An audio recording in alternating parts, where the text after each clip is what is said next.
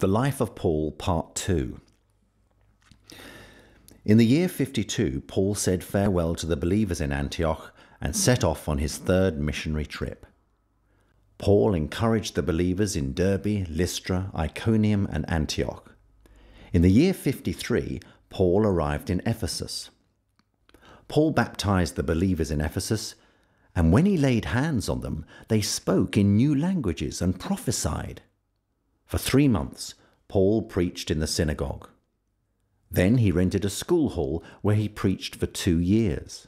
It was during this period that Bible scholars believe that Paul sailed from Ephesus to Corinth at least once. God did special miracles through the hands of Paul. Handkerchiefs were taken from him to those that were sick, and God healed them. Many people who believed the message of Paul brought their books of magic and burned them. It was in the year 54 that Claudius was poisoned by his 4th wife, Agrippina. The 5th Roman emperor was Nero Domitius. Nero's mother was Agrippina, the wife of Claudius, so Claudius was Nero's stepfather. In the year 55, while in Ephesus, Paul wrote a letter to the believers at Corinth. Paul gave the letter to Timothy and Erastus to deliver. The preaching of Paul in Ephesus had affected the profits of the silversmiths. The people had stopped buying idols of the goddess Diana. So the businessmen kidnapped some believers, and there was a riot in the city. So Paul travelled to Troas and began preaching there. After Paul left Troas, he wrote his 2nd letter to the Corinthian believers from either Philippi, Thessalonica, or Berea. We know this because in the 1st chapter he tells them about the riot in Ephesus. And in the 2nd chapter he tells them about his preaching in Troas. Paul eventually arrived in Corinth, where he preached for 3 months. In the year of 56 at Corinth, Paul wrote his letter to the believers in Rome. Phoebe, who was probably expelled from Rome by Claudius 7 years earlier, delivered the letter. The non-believing Jews in Corinth conspired against Paul, so Paul decided to take the long route to Jerusalem, travelling through Berea, Thessalonica, Philippi, and on to Troas. One night, while Paul was preaching in Troas, a man went to sleep, fell out of the window, and died. Paul embraced him and said to the people, "Don't trouble yourselves, he is alive." As Paul travelled to Jerusalem, he met with the leaders of the Ephesian church. Whilst praying, they all wept before they took Paul to the Jerusalem ship.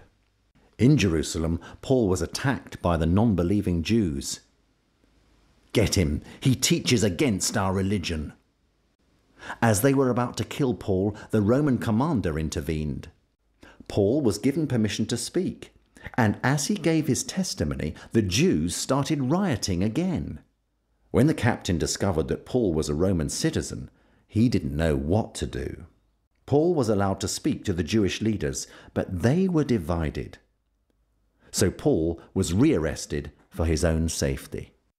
The next day, Paul's nephew told the captain that 40 of the Jews had planned to assassinate his uncle.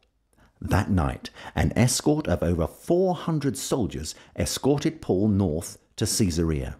Felix, the governor, and his wife sent for Paul. And as Paul shared his faith and the judgment to come, Felix trembled. 2 years passed, and in the year of 59, a new governor called Festus was appointed. The Jews asked for Paul to be tried in Jerusalem because they had a plan to assassinate him en route. But Paul was given permission to have his trial in Rome. Whilst under arrest, Paul shared his testimony with the rich and famous. Eventually, Paul and his escort of soldiers set sail for Rome. During a terrible storm, Paul told his shipmates, "God has told me that everyone will be saved." The next day, the ship ran aground on Malta, and everyone was saved. While making a fire, Paul was bitten by a deadly snake. When Paul didn't drop dead, the people thought he was a god. 3 months later, in the year 60, they left Malta and sailed to Rome. Some of the Christians travelled from Rome to meet him. Paul was placed under house arrest, and many people came to hear about the Jewish Messiah. Paul lived in the house for 2 years, and many Jews from the synagogue came to hear him preach. Paul wrote 4 letters from Rome. Firstly, the letter to the believers at Ephesus. Secondly, the letter to the believers at Philippi. Thirdly, the letter to the Colossian believers. Colossae was 100 miles from Ephesus. The church was probably started during Paul's 3 years with the Ephesians. A runaway slave was delivering the Colossian letter. The last of Paul's prison letters was to Philemon.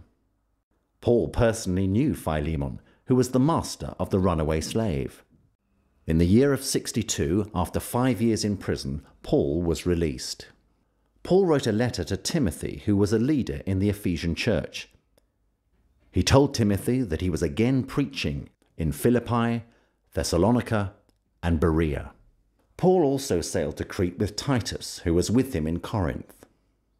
He had to leave Crete in a hurry, so Paul wrote Titus a letter, which today we have in the Bible. Paul was rearrested and expecting to be executed.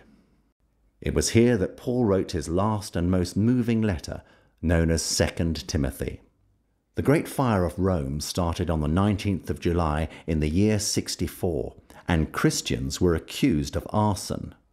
Traditionally, this is when Paul was arrested and executed by Nero, sometime between the fire and when Nero was forced to commit suicide on June the 9th in the year 68. In the year of 66, the Jewish people started to revolt against Rome. This was the start of the Jewish Wars, which would last for 7 years. Immediately after Nero's suicide in 68, there was a violent power struggle, and in just 1 year there were 4 emperors: Nero, Galba, Otho, and Vitellius. However, they all suffered violent deaths. During the year 69, the Roman general Vespasian surrounded the city walls of Jerusalem, but cut short the attack and left for Rome to become the new emperor. Heeding the words of Jesus, "When you see Jerusalem surrounded by an army, get out," the believers left. Vespasian sent his son Titus to Jerusalem to finish the siege. In May of the year 70, in the middle of the 7-year tribulation, Jerusalem was set alight and became a lake of fire. The temple was destroyed and not one stone was left standing, just as Jesus said would happen. The great 7-year tribulation against the Jewish people ended in the year 73, when around 15,000 Roman troops overcame the mountain fortress of Masada in southern Israel.